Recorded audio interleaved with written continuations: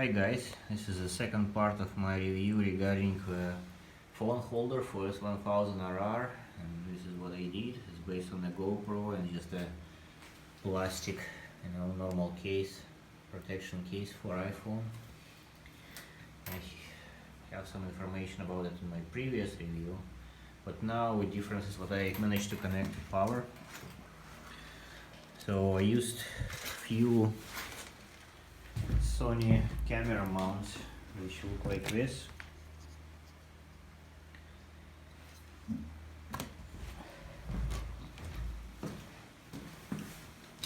To connect or fix all these sockets which exist on this side of a bike to them, and also the power socket which I have. Now in this place usually you can find the servo motor if you have a normal 2017-18 model bike, and earlier bikes I think it's the same. So there's a servo motor which drives interference pipe, which is in the exhaust, in the standard exhaust, which connects all the exhaust pipes, 4 of them. That's a motor. That's the interference pipes. Because I'm gonna put the Akrapovic exhaust, which BMW calls the HP titanium exhaust system, on this bike, and it's not the race, not straight through exhaust, but it has the same configuration as the stock exhaust on 2017-18 with a can underneath the bike. It's just made of titanium, so it's much lighter, and it does not have this servo motor is not required. There is no flap in the interference pipe in there, so all this plays now free in my case. And so I fixed those Sony action camera mounts in here using the same bolts which used to hold the servo motor, and just put it all nicely, I guess, in here. So this plug goes to my front suspension sensor from 2D. There it is. And this plug, it's an accessory connector. It has 3 wires. So red wire is +12, brown wire is ground, and there is another wire which is kind of, is it violet in color or something? That is some signal, because this connector can communicate to the dash through that wire, but I don't need it. So, and this, the other side of the socket is something you can buy from BMW as well. And this is the code for it: 833004135585.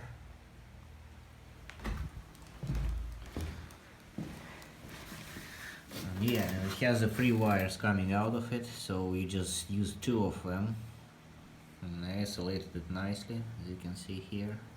And so the plus and the ground goes to that USB power socket. So it's waterproof, it has a nice big lip over here and a cover, and it's attached again to the same action cam mount, and the action cam mount attached to with 2 bolts to the frame. So this part is extremely sturdy. You cannot even move it at all. And so I put a zip tie around it as well. So I modified, cut little pieces from it on this side, so it would kind of clump in there because of configuration I have here. So it's nice and I don't know, just nice, nicely sitting in there, no movement. And that's it. So another good bit about this, that the plastic on this side, when you install the plastic, it has a lip like this and a cutout for this servo motor, and so for that cutout you can actually access this cover. So I measured everything, and it's possible to remove a cover and plug in your phone even when the plastic is installed. So it's a good configuration if you want to wash your bike, you want to disconnect your USB from here, just close it and wash your bike, and then reconnect everything back again when it's dry. Also, a good bit about it, when the plastic is installed, unless you're looking for it, you won't be able to see anything here, because it's so kind of, you know, almost like covered by everything. It's not sticking out. So yeah, and it works. I tried it, it does work. So power to this socket goes only when ignition is on. So when you turn on the bike with a key, the power is fed to the socket. When you turn off your bike, after like, I don't know, I didn't measure exactly, but there are several like seconds, power is still supplied and it's powered off. And basically it does it exactly the same time when the real light, number plate light goes dark. So there is a delay on, at least on my bike, there is a delay for, I don't know, is it 20 seconds, 15 seconds, something like that. When you turn off a key, the light of a number plate is still on, and when it goes off. So at the same time, power to this socket will be disturbed as well. Cut. So yeah, it's good. When even if you leave something in the air, it will not drain your battery dry when ignition is off. I guess that's something you don't really want to avoid, have your battery not being able to start the bike anymore. So yeah, that's it. So that's update. This is how it looks like now. Of course, if you have a standard exhaust, stock exhaust, and this bit will be all just servo motor and bunch of these sockets attached to it on this side. Well, you need to figure out some, I don't know, some other place to mount this power socket, I guess. Anyway, it's quite small. Look at that, it's very small.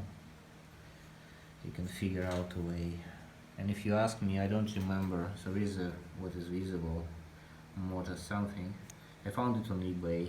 Been looking for just motorcycle USB the adapter, and that's it. And I found this.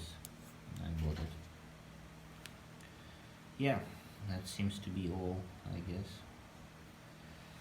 Hope it's helpful.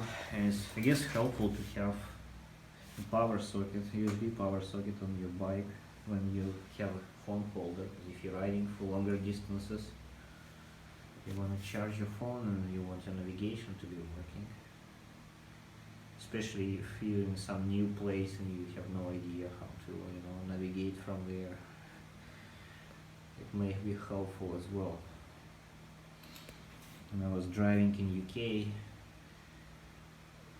definitely I had a need for navigation system because I had no idea where I'm going and where I am in terms of the roads and rest.